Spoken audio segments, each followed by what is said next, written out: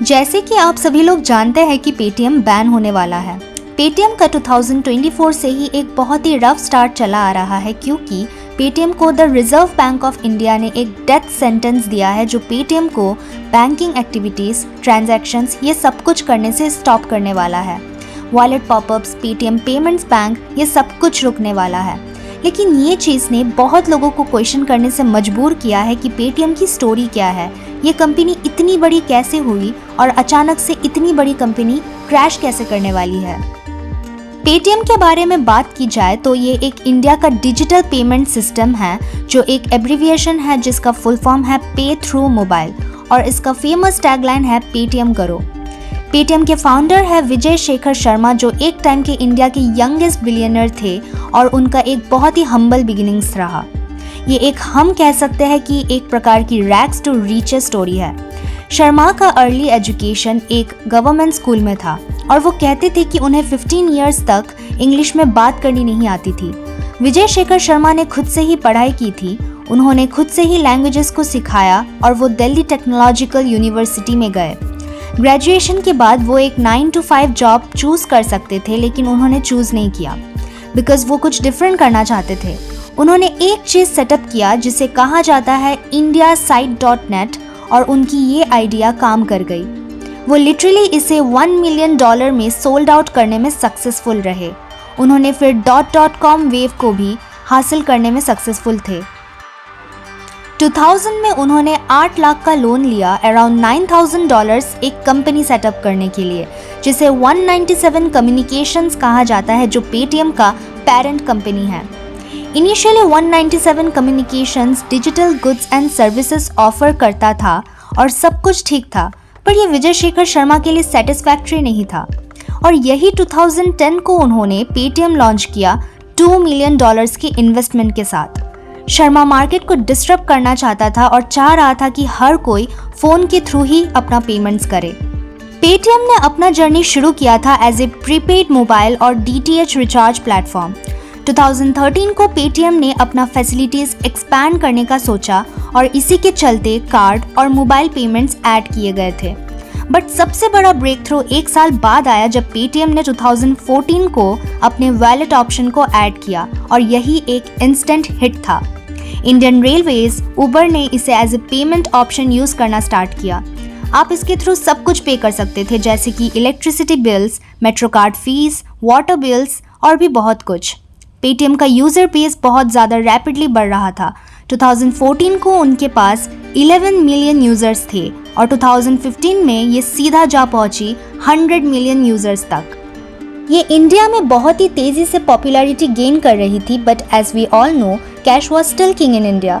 But 2016 में ये भी बदल गया।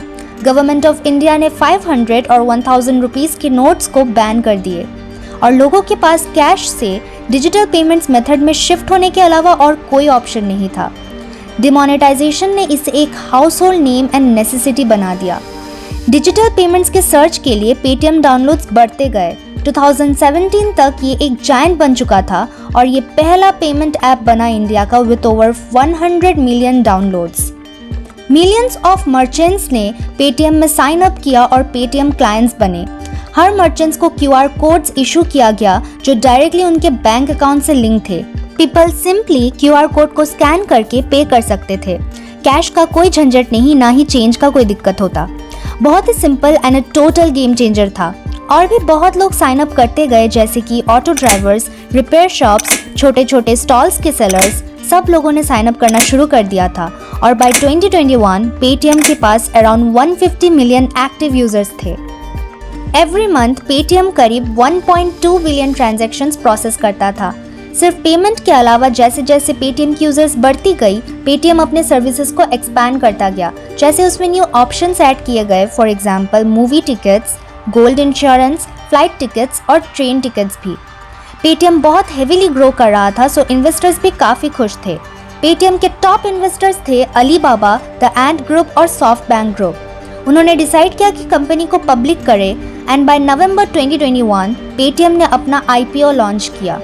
आईपीओ एक इनिशियल पब्लिक ऑफरिंग है जब आप अपनी कंपनी में पब्लिक को शेयर्स ऑफर करते हो, और ये भी इंडिया के हिस्ट्री में सबसे बिगेस्ट आईपीओ था। पेटीएम ने अराउंड 18,300 करोड़ रुपीस रेज किया, जो अराउंड 2.3 बिलियन डॉलर्स के आसपास है। ये एक ऐसी कंपनी बन चुकी थी जो कि कुछ भी टच करे तो गोल्ड जैसी बन जाती थी, as if nothing could go wrong. But धीरे धीरे सब कुछ गिरने लगा जब ट्रेडिंग स्टार्ट हुआ। 2021 में पेटीएम का IPO शेयर प्राइस 2150 रुपीस का था, जो कि एक शेयर का प्राइस था। 18 नवंबर को सुबह 10 बजे के आसपास को पेटीएम को बॉम्बे स्टॉक एक्सचेंज में लिस्ट किया गया था और तब उसका प्राइस 1950 रुपीस में ऑफर किया जा रहा था, जो कि ऑलरेडी कम हो चुकी थी बाय 9%। 12:15 PM तक ये ऑलमोस्ट 1800 रुपीस पर गिर चुकी थी और क्लोजिंग बेल के टाइम अराउंड 3 बजे के आसपास दोपहर को ये 1560 रुपीस पर पहुंच चुका था, जो कि 27% इनिशियल ऑफरिंग से कम था। ये एक क्रैश जैसा था। इन्वेस्टर्स का 40,000 करोड़ रुपीस एक ही दिन में वाइप्ड आउट हो गया। IPO एक बहुत बड़ा फेलियर था, बट पेटीएम का एक बहुत बड़ा स्टार्ट भी। पेटीएम को कैश गजलर कहा जाता था। एक्सपर्ट्स और इन्वेस्टर्स लैक ऑफ डायरेक्शन के बारे में सोच रहे थे। वो इसके स्केल पर क्वेश्चन उठाने लगे थे, इसके प्रॉफिटेबिलिटी पर भी बात आने लगी थी और इन सब का सबसे बड़ा रीज़न था पेटीएम पेमेंट्स बैंक, जो पेटीएम का ही सब्सिडायरी है।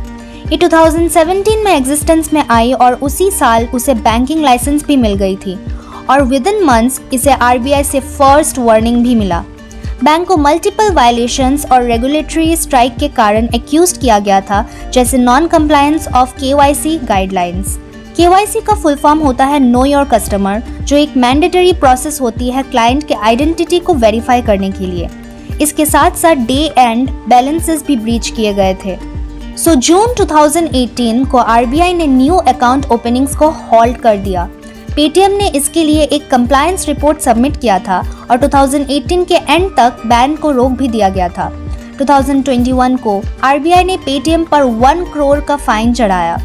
RBI का मानना था कि पेटीएम ने फॉल्स इन्फॉर्मेशन सबमिट किया था और ट्रबल सिर्फ उधर ही खत्म नहीं हुए थे। 2021 के एंड तक RBI को और भी वायलेशंस देखने को मिली, जैसे कि lapses in technology, cyber security concerns, money laundering accusations and no separation between the bank and the groups other entities. RBI ने एक डायरेक्टिव लिया और पेटीएम को न्यू कस्टमर्स ऑनबोर्ड लेने के लिए रोका। It also called for an audit bye an external firm. वो ऑडिट पूरी तो हुई थी, लेकिन RBI स्टिल इस बात से सहमत नहीं था कि पेटीएम अमेंड्स बनाने में सीरियस नहीं है और ये एक पेटीएम करेक्टिव मेजर नहीं ले रहा था। अक्टूबर 2023 को RBI ने पेटीएम पर दोबारा 5.3 करोड़ का फाइन चढ़ाया। टोटल 6 इयर्स में पेटीएम को मल्टीपल वार्निंग्स और 2 फाइन हुए, बट फिर भी पेटीएम ने प्रॉब्लम्स को फिक्स नहीं किया और ये सब वायलेशंस इतने सीरियस थे कि RBI इसे और इग्नोर नहीं कर पाया और सेवरल अकाउंट्स का KYC तक नहीं हुआ था। ये एक मैंडेटरी प्रोसेस होता है इनफैक्ट हर एक बैंक के लिए। कुछ केसेस में तो एक आइडेंटिटी या एक पैन कार्ड को थाउजेंड्स ऑफ अकाउंट्स के साथ लिंक किया गया था। RBI का पेटीएम से रिलेटेड फ्रॉड, करप्शन और मनी लॉन्ड्रिंग इन सब चीज़ों को लेकर कंसर्न था। कुछ अकाउंट्स में तो करोड़ करोड़ रुपीस का ट्रांजैक्शंस होता था और ये रेगुलेटरी लिमिट से काफ़ी ज़्यादा था। फिर भी ये सब कुछ चलता रहा तो RBI ने अपना एक लेटेस्ट अल्टीमेटम लॉन्च किया। लास्ट डेडलाइन है पेटीएम पेमेंट्स बैंक यूज़ करने का 29 फरवरी 2024। उसके बाद से पेटीएम को सारे बैंकिंग एक्टिविटीज से बैन कर दिया जाएगा, जो पेटीएम को एक बड़ा चैलेंज पर छोड़कर जाने को मजबूर करता है। पहला, अपने कस्टमर्स को सिक्योर करना और दूसरा, अपने लेंडिंग पार्टनर्स को एश्योरेंस देना। पेटीएम के यूजर्स स्पेशली 40 मिलियन मर्चेंट्स अब दूसरे बैंकिंग प्लेटफॉर्म्स पर माइग्रेट कर रहे हैं और लेंडिंग पार्टनर्स को पेटीएम से अब कुछ लेना देना नहीं रहा और अब RBI के बैन ने पेटीएम को अनटचेबल जैसा ट्रीट करना ऑलरेडी शुरू कर दिया है।